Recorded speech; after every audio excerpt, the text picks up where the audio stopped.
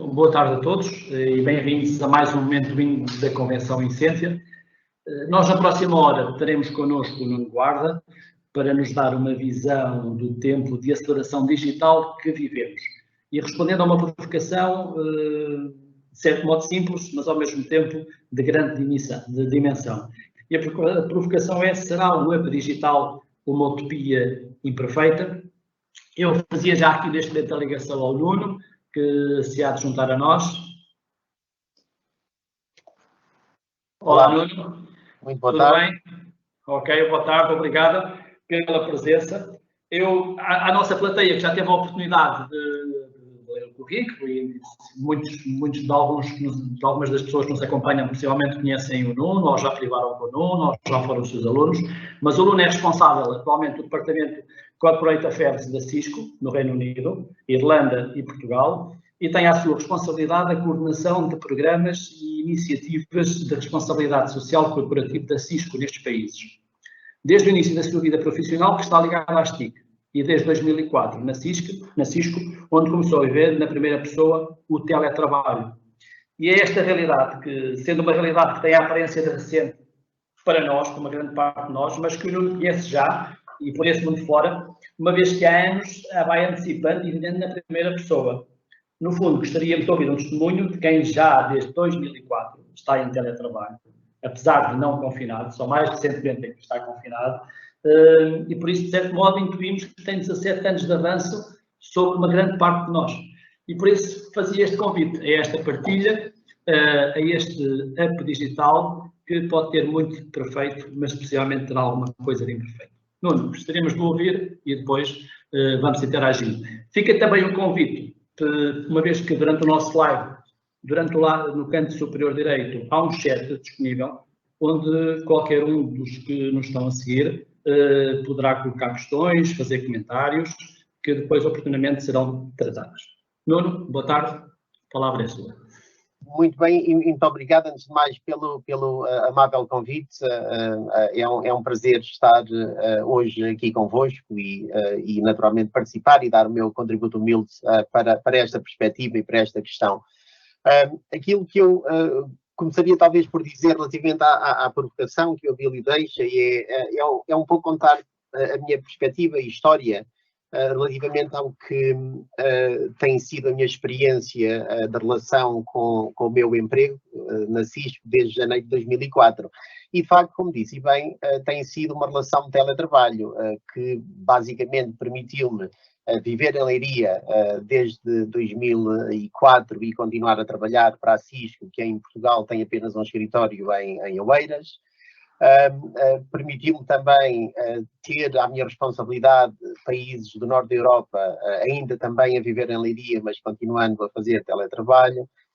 Permitiu-me também mudar-me para o Reino Unido há quase 8 anos e, essencialmente, continuar a fazer teletrabalho, no sentido em que a minha prática e a minha relação com a Cisco, numa perspectiva laboral, foi sempre focada, digamos assim, nesta perspectiva de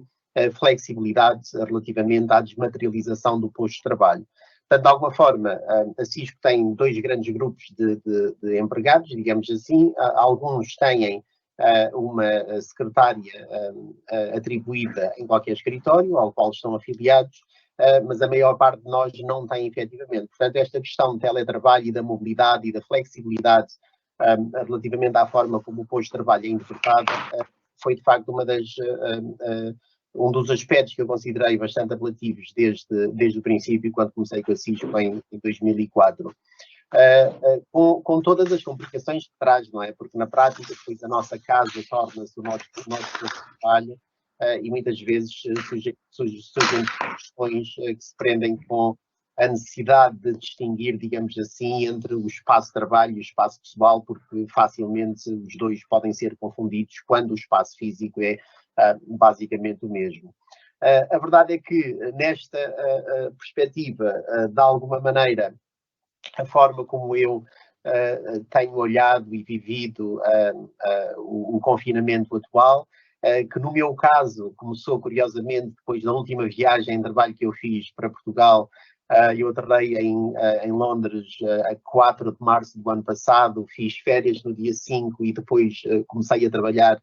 de casa no dia 6. E, portanto, tirando a interrupção que houve para férias e tal, a verdade é que tenho continuado a fazer aquilo que sempre fiz, que foi trabalhar de casa quando não estava a viajar ou quando não precisava ir a um escritório da Cisco para, por exemplo, poder usar um sistema de telepresença para reunir com outras pessoas pelo mundo fora ou salas de reuniões para reunir com clientes ou parceiros ou colegas. E, portanto, de alguma forma, a maneira como eu vi e vivencio e vejo esta pandemia e as restrições que temos relativamente a viajar é de alguma forma com um sentimento de business as usual, não é? Parece que é tudo normal, sendo na verdade certo que a grande diferença é que eu não tenho contacto com clientes, não tenho contacto com colegas fisicamente falando, digamos assim, desde o ano passado. Portanto, de alguma forma, é óbvio que essa questão me afeta e sinto bastante falta, que eu sou uma pessoa bastante social, mas de alguma maneira, enfim, esse é um problema que não podemos resolver e temos de dar o nosso contributo para nos mantermos focados naquilo que conseguimos resolver. Uma das coisas que eu aprecio nesta perspectiva tem a ver com a flexibilidade que a Cisco sempre nos deu e que muitos de nós continuamos a ter e a aproveitar, de podermos usar tecnologias para podermos ser tão falta-me agora o termo em português, mas, portanto, para sermos tão eficazes em termos do trabalho que fazemos trabalhando de casa, como podemos fazer do escritório. Portanto, de alguma forma, aquilo que tenho ao meu acesso, ou à minha disposição, desculpem, de casa, é basicamente aquilo que eu posso encontrar em qualquer escritório. Aquilo que preciso apenas é uma ligação decente e acesso à internet. Nuno, já agora permitia-me aqui uma primeira questão, que é, de certo modo, a relação entre os colegas, como é que se constrói num contexto em que uma grande parte dos colegas nunca se cruzam? Como é que é o compromisso emocional, no fundo, com a organização que vos contrata e na qual vão dando o melhor de vós, não duvido disso, mas que esse, não digo espírito do grupo, mas essa sensação de pertencerem a uma mesma organização, que trabalham nos mesmos projetos, que estão envolvidos na mesma realidade, como é que se constrói numa realidade em que, efetivamente, uma grande parte dos colaboradores estão, efetivamente, distantes uns dos outros? É uma curiosidade, porque uma grande parte de nós que entramos em teletrabalho temos uma relação estabelecida anteriormente, falo no contexto que estamos a viver neste momento em Portugal e no mundo inteiro, de certo modo, obrigados por esta pandemia, mas em organizações em que essa organização já estava antecipada nesse modelo assim, como é que se cria essa relação? No fundo, é essa questão. E é uma ótima questão. Eu diria que a resposta mais simples é que é mais difícil. Exige mais proatividade, exige também mais empenho e intenção, digamos assim, em fazer as coisas acontecer e, de alguma maneira, construir relações com colegas que possamos, eventualmente, nem nunca ter conhecido pessoalmente, digamos assim. E ocorre-me mencionar 2 ou 3 exemplos que talvez sejam pertinentes para ilustrar melhor esta posição. Um deles, por exemplo, tem a ver com algo em que eu acabei por me ver envolvido e ter o privilégio de liderar. Logo no início da pandemia, a certa altura, um dos nossos grandes clientes e parceiros, a IBM, enfim, temos, por coincidência, um colega da IBM e eu acabámos por nos encontrar virtualmente e acordámos reunir depois dessa reunião em que ambos participámos e percebemos que havia uma oportunidade para poder ajudar a endereçar aquilo que nós entendemos ser um stress acrescido que muitos professores e muitos profissionais de saúde e muitas pessoas que trabalhavam em grupos de associações sem fins lucrativos podiam ter, em virtude de todos terem sido forçados ao confinamento e todos, ou muitos deles, pelo menos aqueles que não ficaram portanto, sem emprego, digamos assim, foram confrontados. E, portanto, aquilo que tentámos fazer foi usar uma das ferramentas que a Cisco tem, uma ferramenta de colaboração chamada Webex Meetings, e como a IBM é um grande cliente e também utilizador da ferramenta, acabámos por nos juntar e decidimos desenvolver uma iniciativa de voluntariado que basicamente consistiu em identificar colegas da IBM e da Cisco, e conseguimos alcançar mais de 600 colegas voluntários de ambas as empresas, para que juntos pudéssemos ter um mecanismo e um sistema que foi entretanto desenvolvido e disponibilizado para conseguirmos fazer reuniões e dar parte do nosso tempo voluntariamente para trabalhar com indivíduos que precisavam de ajuda a continuarem a ter as suas atividades, mas num contexto completamente diferente em que a presença física deixou de ser possível. E eu recordo-me, eu não só como líder desta organização no trabalho entre a Cisco e a IBM, mas também como voluntário individual, acabei por trabalhar com uma pessoa que era uma líder de um grupo de escoteiros jovens. Vinham depois a perceber mais tarde, curiosamente, que vivemos muito próximos um do outro, mas, enfim, portanto, acabámos por trabalhar juntos e ela conseguiu finalmente começar a reunir com as guias com quem normalmente reuniria durante a semana e ao fim de semana, mas usando o Webex, e portanto exemplos destes aconteceram às centenas, o que foi muito interessante. Portanto, o exemplo aqui, só para dizer que de todos os colegas com quem eu trabalhei internamente, e todos certamente os colegas da IBM que eu nunca reuni pessoalmente, todos nós tínhamos a mesma intenção e conseguimos alinhar estratégias e definir um programa que acabou por ser muito bem sucedido, e conseguimos fazê-lo, enfim, todos a trabalhar da nossa casa e de alguma forma pressionados ao nosso espaço, digamos assim. Pronto, esse é um exemplo que me parece interessante. O outro que queria dar tem a ver com a intenção que nós temos visto crescer, e que eu próprio tenho muitas vezes, de provocar reuniões informais com colegas que eu conheço muito e que não conheço. Por exemplo, eu estou já há muitos meses, eu participo... Já agora, se me permite, era uma questão que também tenho curiosidade. Essas reuniões informais com colegas, efetivamente, foram um fator importante de ligação e de estabilidade, até emocional, para este período. Qual é a sua sensibilidade a este? Absolutamente. Portanto, o exemplo que eu ia dar é exatamente alinhado com isso. Portanto, eu ainda faço parte de um grupo que tem colegas que eu não conhecia, penso, um deles, portanto, e foi acidente, digamos assim, porque eu escolhi o grupo ao acaso. E é muito interessante porque este é um grupo informal com pessoas de múltiplos países, Israel, Holanda, Portugal, Estados Unidos, Inglaterra e por aí fora. E é muito interessante porque, de alguma maneira, temos estas reuniões semanais que todos nós ansiamos por elas, é curioso. Não temos qualquer agenda, normalmente temos um tópico, digamos, que é lançado como provocação, quando é preciso, ou quando achamos que é importante ter alguma discussão, mas acima de tudo são momentos muito interessantes de partilha, em que colegas que não se conhecem efetivamente e que muitos deles nunca se encontraram fisicamente, têm vindo a desenvolver uma relação virtual, partilhando problemas, desafios e entusiasmo e questões mais negativas relacionadas com o desafio que, de facto, a pandemia traz para muita gente. Eu lembro-me, por exemplo, que uma das colegas que participa vive sozinha e, portanto, pessoas que vivam sozinhas, eu compreendo que tenham ainda mais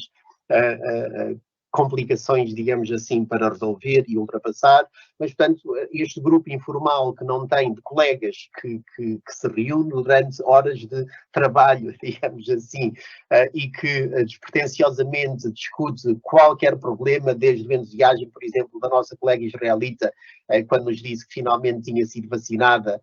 à frustração de testes que um colega americano, por exemplo, tinha, e à dificuldade que tinha em encontrar testes que pudesse usar para perceber se ele e a família tinham ou não vírus, etc. Portanto, acaba por ser um contexto muito interessante. E de alguma forma todos nós nos sentimos bem, e eu creio que é por isso que todos estamos sempre entusiasmados para ter a nossa reunião semanal, porque de alguma maneira é um contexto completamente diferente, sem a estrutura de uma agenda, se quiserem, onde podemos livremente falar daquilo que quisermos e partilhar de alguma forma o nosso entusiasmo e as nossas frustrações com um grupo de pessoas que sabemos que está lá para nos ouvir e para nos ajudar. Isso, de facto, é algo que, na minha perspectiva, tem resultado tremendamente bem. E creio sinceramente que é algo que vale a pena ser experimentado por outras organizações, não necessariamente ter o grupo do costume a reunir-se, mas provavelmente combinarem e convidarem pessoas, talvez aleatoriamente, com responsabilidades diferentes, com envolvimentos diferentes dentro da empresa, da organização, para que possam de facto ter uma abordagem informal a este problema e de alguma forma conhecerem-se uns aos outros melhor. Ok. O que dá para perceber perfeitamente, de certo modo, arranjou-se, estando limitados nas viagens, acabaram por arranjar um outro meio para viajar, entre vidas, entre problemas, entre situações. E isso, no fundo, corresponde a que todos nós parece que vivemos também de vivências, e das próprias e das alheias. E sempre que pomos as vivências, digamos assim, sempre que as partilhamos, todos nós viajamos um pouco mais e também crescemos. E eu acho que aí está uma nota positiva, que eu também tenho todo o gosto de também sublinhar. Nuno, de qualquer modo, queria voltar aqui a uma outra realidade, que há pouco o Nuno referiu, que era a questão do ligar, do desligar do ambiente de trabalho, da vida pessoal e familiar, nomeadamente se estamos num contexto familiar a trabalhar. As práticas que, no fundo, foi adaptando ao longo destes anos. E, inclusivamente, as práticas que grandes organizações hoje promovem ou propõem para que os seus colaboradores, no fundo, consigam ter essa sabedoria, porque é uma questão de sabedoria, porque a certa altura começa a haver efetivamente uma confusão total entre o profissional e o familiar, e quer queiramos, quer não, são dois âmbitos distintos. Mas ia um bocadinho à procura das estratégias que o próprio Nuno foi encontrando ao longo destes anos, se é que as pode partilhar, mas de certo modo também, se as conhecer em grandes organizações, quais são, no fundo, aqueles pequenos segredos, quase um receituário que todos nós andamos à procura para manter também um equilíbrio no dia-a-dia. Logicamente, num contexto que é artificial, e nós sabemos e esperemos que continue a ser, que a sua artificialidade conheça, entretanto, um fim. Mas na sua artificialidade estamos a ser obrigados, de facto, a ter um nível de consciência também maior para que sejamos menos afetados. Diga-nos qualquer coisa sobre essa experiência que foi... Então, eu diria que aquilo que eu descobri ao longo destes anos foram várias coisas. A primeira é que, de facto, é muito importante termos uma ligação adequada para acesso à internet. Portanto, este é um dos pontos absolutamente críticos sem o qual efetivamente não conseguimos trabalhar. Principalmente pessoas que se podem ligar, digamos assim, não têm que estar num posto de trabalho físico. Portanto, essa questão é de facto fundamental, e um exemplo que eu posso dar interessante é que quando eu deixei de viver em Portugal em 2013, eu vivia em Leiria, como disse, e lembro-me na altura, um serviço da Mel, passa publicidade, que era, portanto, eu tinha um cabo de fibra óptica a acabar num armário dentro de casa e tinha, de facto, a toda a hora do dia ou da noite, independentemente de serem férias ao fim de semana ou dias de semana, eu creio que na altura eram 100 megabits de download e 20 de upload. O que para mim era absolutamente magnífico, porque eu tinha o meu CVO, o Cisco Virtual Office, que é basicamente um router pré-configurado que tem, implementa uma VPN automaticamente sem eu ter que me preocupar, e depois consigo ligar ou à rede Wi-Fi corporativa ou fisicamente ao router, o meu equipamento de trabalho e, portanto, e o telefone, e aceder ao equipamento de vídeo e aceder, portanto, à rede corporativa sem problemas. Essa é certamente uma questão, um ponto fundamental. O outro, portanto, o acesso adequado. Aquilo com que eu me confrontei quando mudei para o Reino Unido, só a título de exemplo e para animar um bocadinho mais a conversa, foi que muita gente se calhar pensa que o Reino Unido é um país muito desenvolvido em muitas coisas, e de facto é, mas a situação com que eu me confrontei quando para cá mudei foi que o melhor serviço de acesso à internet que eu conseguia ter era um DSL, que eu já não tinha talvez há 10 ou 15 anos experimentado em Portugal, que não era tão mau e tão lento que eu durante 3 meses fui mais vezes a um escritório da Cisco do que nos 10 anos passados a trabalhar para a empresa. O que é notável, e o que me levou a fazer isso foi que não era de facto possível eu trabalhar, eu não conseguia nem enviar nem receber e-mails, mesmo que fossem apenas mensagens de texto. Portanto, a situação era tão má quanto isso. Portanto, acesso à internet é certamente um deles. O outro que eu creio que é muito importante para nos ajudar a compartimentar mentalmente e de alguma forma a trabalharmos para diferenciar aquilo que é o local de trabalho da casa, digamos assim, é termos, se for possível, um espaço que seja o nosso. Eu tenho sempre a minha secretária, eu chamo-lhe o meu escritório, e eu sei que o meu escritório é onde eu vou trabalhar. E se eu passar pelo escritório quando não estou a trabalhar, não o vejo dessa forma, vejo como parte da casa, se é que isso faz algum sentido. Portanto, de alguma maneira, aquilo que eu acho que é importante é encontrarmos uma forma confortável e prática de trabalhar, que não nos empurre, por exemplo, para a sala de jantar, ou para nos sentarmos na cadeira do terraço, ou para nos sentarmos em cima da cama, porque se vamos passar o dia em posições menos confortáveis, nós vamos senti-lo fisicamente, vamos nos sentir pior, e isso vai nos fazer mais cansados, vai nos provavelmente fazer ter outros problemas. Portanto, de alguma maneira, ter este conceito de um posto de trabalho em casa parece-me ser aquilo que eu descobri desde há muito tempo e felizmente fui sempre conseguindo ter este conceito. E eu acho que eu aprendi ainda mais sobre a importância deste depois de falar durante esta pandemia com alguns colegas e algumas colegas que não têm este tipo de arranjo, digamos assim, nas suas casas, e estes claramente debatem muito mais com os problemas que o confinamento está agora a trazer-lhes, porque eles não conseguem encontrar uma posição confortável para trabalhar, vão ficar fisicamente muito cansados, vão ficar menos produtivos, porque de facto este ambiente de trabalho, digamos assim, de maior conforto não é replicável. Portanto, esta seria talvez a segunda característica. A terceira era a questão de ter intencionalidade em assegurar que mantemos uma relação regular com os colegas que quisermos, digamos assim, para termos a certeza que mantemos e continuamos a alimentar as relações e as ligações sociais que nós temos.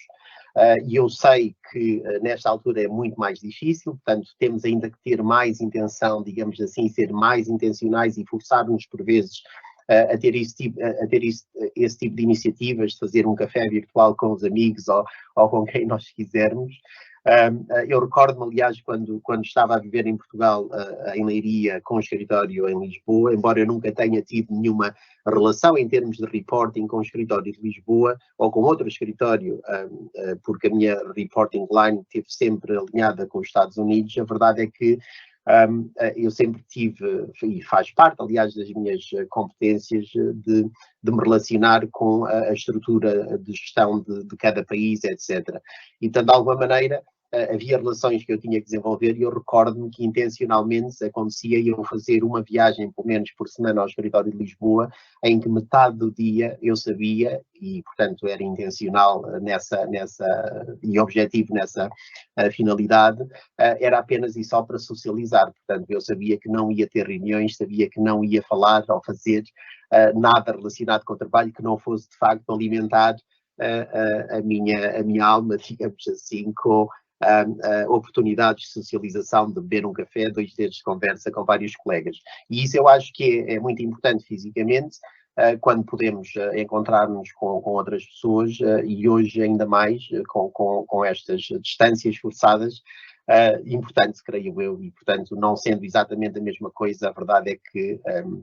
conseguimos, usando tecnologias como estas que estamos a usar, conseguimos hoje estar muito mais próximos de outros, sem necessariamente estarmos fisicamente próximos, se aqui isso faz sentido. Já agora retomava esse mesmo assunto e fazia de certo modo uma pergunta que tem o seu quê de futurologia, mas ouso fazê-la. No fundo, esta aceleração que todos estamos a viver com o contexto trazido, O que é que ficará desta aceleração nos próximos meses, quando o contexto voltar a uma normalidade? O que é que o Nuno intui que irá acontecer? Efetivamente, porque havia aqui durante alguns anos, foi-nos sendo apresentado o teletrabalho como um possível contexto, para uma grande maioria, atenção, porque já era para algumas minorias, mas efetivamente vai haver aqui uma democratização de espaços, de tarefas, de compromissos laborais, vai haver um contexto novo, aparentemente, que se vai efetivamente instalar, ou vamos ter pressa em retomar a nossa normalidade, até porque era uma normalidade que foi interrompida, efetivamente, por algo negativo. Bom, isto tem o seu quê de futurologia, se é mais uma opinião, uma reflexão, mas... Não, uma reflexão certamente eu consigo dar. Eu não sou futurólogo e, portanto, não consigo adivinhar o que é que vai acontecer. Aquilo que eu espero não aconteça é que haja a vontade e a intenção de voltarmos ao normal, voltarmos àquilo que era a realidade passada. E aquilo que me parece, sinceramente, que esta pandemia está provavelmente a demonstrar e ensinar a muita gente do setor privado e público é que, afinal, até é possível as pessoas não terem ou que picar o ponto ou que ir para um sítio, um edifício físico, não têm talvez de comutar diariamente para poderem ser produtivas e poderem fazer aquilo que é suposto fazerem. Portanto, eu espero que isto seja uma provocação, digamos assim, e um começo de um despertar para perceber que, de facto, um dos esforços, ou uma das consequências, se quiserem, da digitalização de que hoje tanto se fala, possa ser exatamente isto, permitir às pessoas que consigam trabalhar, consigam ser produtivas, independentemente do sítio onde decidirem estar a trabalhar e onde puderem, onde puderem ser deixadas a trabalhar, digamos assim. Portanto, eu isto acho que vai certamente estar na mente, seguramente, de muitas organizações. Creio que vai ter imensas consequências interessantes. Uma delas, por exemplo, tem a ver com o facto, e isto é certamente um contributo interessante para o ambiente, para aqueles que acreditam principalmente nas mudanças climatéricas. A verdade é que muita gente que possa trabalhar de casa deixa de comutar, deixa de poluir, deixa de conduzir os seus carros ou de apanhar um comboio ou outros meios de transporte que podem ser menos pertinentes, digamos assim, em termos de redução da pegada de carbono relacionada com as empresas e com a sua operação. Do lado das empresas, eu creio que é também um momento interessante para repensar se a estratégia de ter tantos edifícios com tantos lugares para trabalhar faz de facto ou não sentido e, portanto, talvez empresas como a Cisco possam olhar para esta oportunidade e perceber se há ou não lugar a repensar espaços e a repensar de dimensões, digamos assim, de escritórios que nós continuamos a ter e que têm estado durante o último ano vazios. Portanto, eu creio que é interessante. Por outro lado, muitas lideranças vão ser provocadas a pensar que em situações onde no passado se achava que para determinadas posições de liderança serem relevantes, elas tinham que estar associadas com a presença física num determinado país ou num determinado escritório. Eu creio que hoje essa perspectiva está mais comprometida, porque, como eu disse há pouco, está demonstrado que é possível continuar a trabalhar, é possível continuar a corresponder às expectativas sem necessariamente ter que ir trabalhar para um sítio físico. E eu posso dar-vos um exemplo muito simples que tem a ver com uma iniciativa que nós temos de desenvolvimento de talentos em Inglaterra. Nós temos um programa de aprendizagem e este ano, pela primeira vez, nós recebemos 60, já temos o programa a funcionar há 9 anos, mas já em julho do ano passado recebemos 60 aprendizes novos e pela primeira vez, portanto, a nossa prática era concentrarmos o nosso programa de aprendizes em 2 ou 3 escritórios grandes que nós temos, portanto, de alguma forma, a diversidade dos aprendizes estaria sempre limitada por questões geográficas, mas a verdade é que hoje em dia, pelo que eu percebo, a equipa pensa que afinal se calhar já não é necessariamente pertinente ter apenas e só o foco concentrado em escritórios como temos em Londres, junto ao aeroporto de Heathrow, ou em Reading, ou em Manchester, um pouco mais a norte, se era esta a prática, digamos assim. E, portanto, hoje estamos a olhar para este programa a pensar, não, espera lá, porque se calhar nós conseguimos também ter uma diversidade maior em termos de distribuição geográfica dos aprendizes, porque eles, afinal, conseguem fazer aquilo que os anteriores, nos 8 anos antes, também conseguiram fazer. Portanto, eu acho que vai haver oportunidade para muitas coisas se repensarem e, portanto, agir depois em conformidade. Agora, isto certamente vai trazer também alguns desafios, não é? Portanto, eu falei da questão da poluição, que é uma perspectiva positiva, mas depois eu tenho pensado muitas vezes, por exemplo, na dinâmica daqueles cafés que existem normalmente em volta dos escritórios. Londres, por exemplo, está cheíssima de cafés por todo lado. E eu imagino que muitos deles, pura e simplesmente, não vão conseguir subsistir, porque o negócio que eles costumavam fazer, como o café da manhã e o café à meia da manhã e o pequeno almoço e o almoço e o lanche e o que fosse, pura e simplesmente vai deixar de existir ou vai ser reduzido significativamente. Portanto, eu acho que isto vai criar uma dinâmica interessante nessa perspectiva e um desafio muito grande. Neste setor particularmente, que deixa de ter, neste setor e provavelmente outros de comércio que vivem muitas vezes, enfim, em torno deste fenómeno de comutação diário, que se for reduzido, naturalmente vai ter que haver reajuste. Portanto, eu acho que essa vai haver também consequências económicas menos positivas, digamos assim, para áreas da economia que dependem daquilo que as pessoas que comutam acabam por gastar no seu dia-a-dia. Não sei ainda se o balanço, digamos assim, vai ser positivo ou não, mas o tempo dirá certamente. Ou seja, de certo modo intui-se que este contexto de crise vai trazer os seus efeitos negativos, mas este contexto de crise poderá ser também um contexto de renascimento, não propriamente de renascimento, mas de renovação das ofertas, porque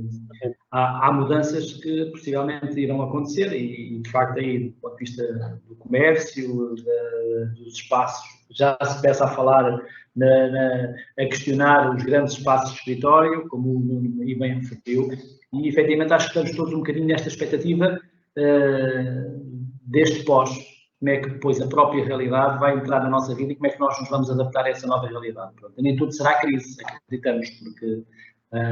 uma parte dessa crise será transformada pelo reajuste das ações do dia-a-dia. Nuno, já agora passava aqui para uma outra questão, e o Nuno falou que dentro da própria Cisco, de facto, tem esse espaço de acolhimento e de incentivo às novas gerações, de certo modo. E essa é também uma curiosidade, naquele contacto que, apesar de tudo, tem sido possível com essas novas gerações ao longo destes últimos anos. Efetivamente, a tecnologia está a ser algo completamente natural na vivência dos jovens de hoje. Ou seja, a dificuldade que alguns de nós, com mais alguma idade, tivemos em adaptarmos a este contexto, mais distantes uns dos outros, menos contacto físico, menos identificação com uma organização, passar de um horário de trabalho das 9 às 5 ou das 9 às 6 para uma listagem de tarefas a cumprir, e etc, etc. Será efetivamente mais fácil para as gerações mais novas? O que é que não vai perceber nas propostas e no contacto que vai ter? É uma boa pergunta, mas eu diria que depende da maturidade que as pessoas mais jovens terão hoje em dia. Eu tive o privilégio, por exemplo, de nos últimos 6 meses trabalhar com 2 aprendizes, um que era um aprendiz de 2º ano, portanto ele teve a experiência que os aprendizes todos têm tido até este ano, de trabalhar a partir do escritório, etc. Portanto, teve essa experiência.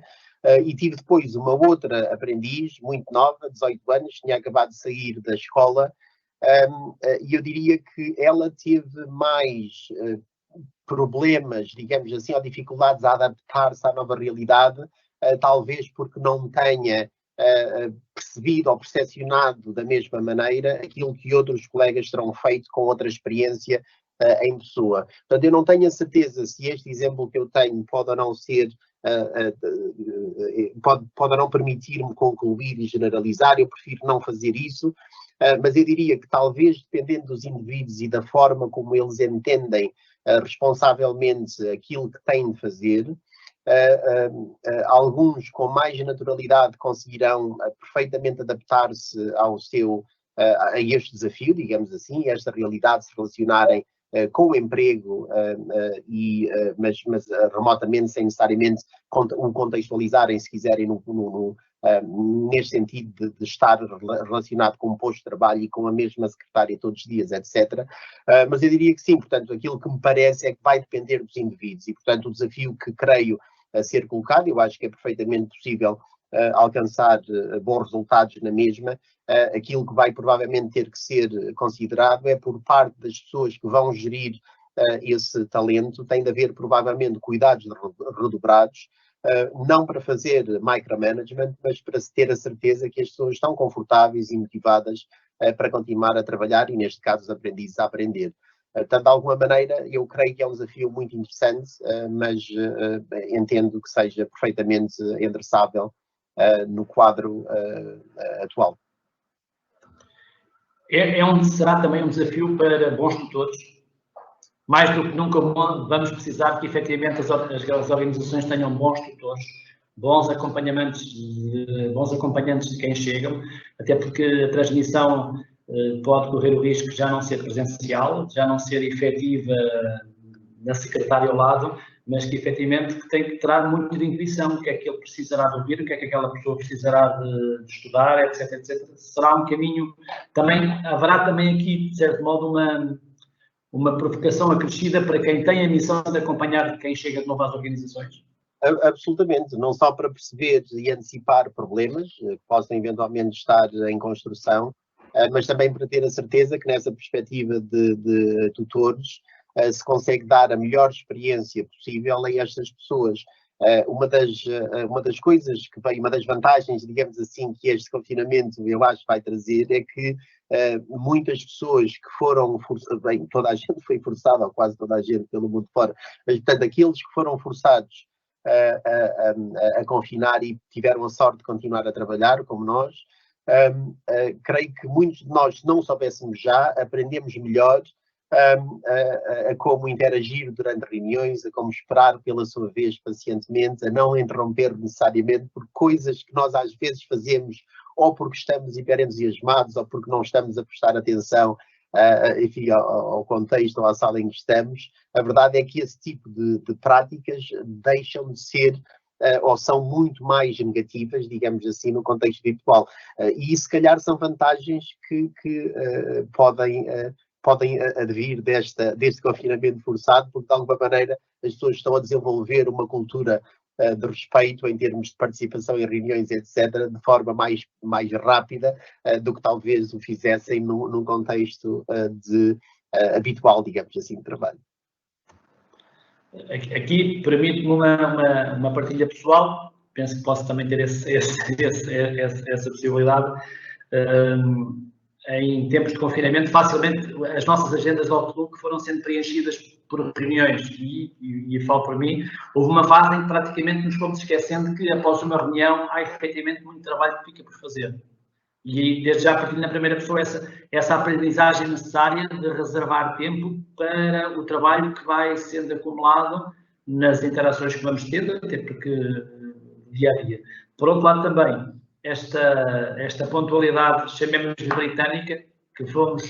possivelmente começando a conhecer nas reuniões, porque efetivamente elas estão marcadas online e àquela hora começa quem não está ou chega efetivamente atrasado e vai apanhar uma parte já da reunião a decorrer.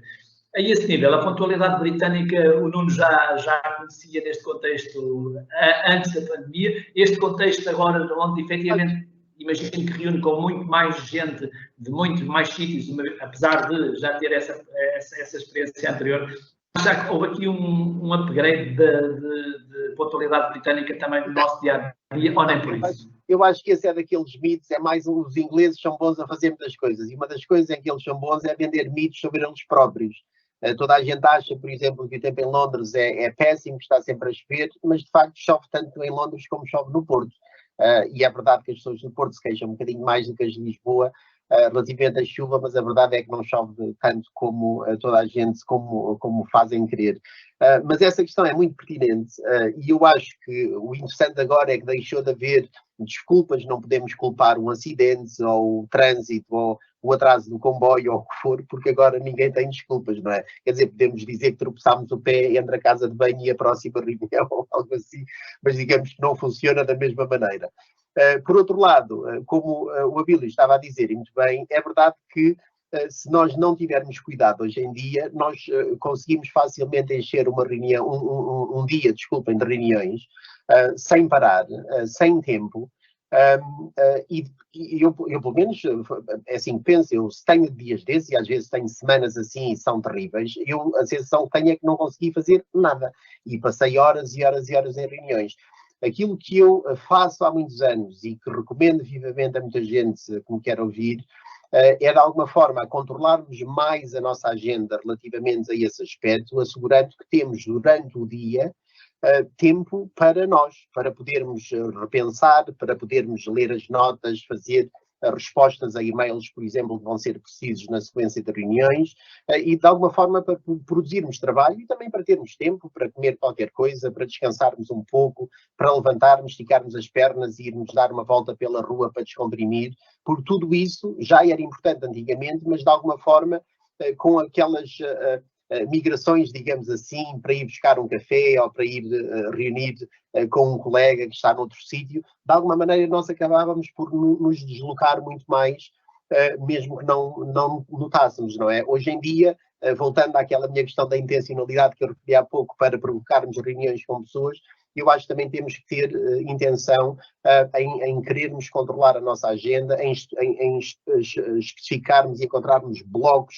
que queremos respeitar efetivamente, de forma a que consigamos ter um dia de trabalho, ou vários dias de trabalho, ou por preferência quase todos, que nos façam sentir de facto produtivos e como estando a contribuir positivamente para a organização. De outra forma, eu creio que é muito difícil conseguir sentido e é muito fácil cairmos na tentação de acharmos que, enfim, pelo facto de estarmos a fazer trabalho remoto, não conseguimos ser tão produtivos. Eu acho que conseguimos ser mais, temos é que ser um bocadinho mais criteriosos na forma como gerimos o nosso dia. Nuno, estamos praticamente no tempo que nos estava reservado e eu sublinhava essas últimas palavras, é que por muito que a realidade nos tenha provocado, temos que continuar a preocupar-nos connosco próprios em primeiro lugar, porque se estivermos preocupados connosco também seremos capazes das respostas adequadas, das gerências adequadas da agência, da construção dos espaços de trabalho também adequados e, de certo modo, também da resposta mais adequada e mais perfeita possível, profissionalmente falando, às exigências do dia-a-dia. Resta agradecer ao Nuno, a partir de Inglaterra. Resta agradecer a partir de Portugal para o Nuno, que se mantém em Inglaterra. Esperemos que, entretanto, as ligações aéreas sejam retomadas e por isso que o sol de Portugal, que apesar de tudo parece que é mais radioso que o de Londres, concretamente, para que o Nuno possa voltar a estar aqui no seu país de origem também, certamente para um tempo de férias e descanso. Nós, por este lado, vamos continuar com a nossa convenção, mas, de certo modo, esperamos que este momento tenha sido inspirador para que continuemos a usar a tecnologia e que tenha confirmado que, de facto, na Incentia também encontramos pessoas que têm a missão de desenhar soluções para os seus clientes e não só para os seus clientes, também na relação uns com os outros e neste contexto que agora somos convidados a viver e a superar.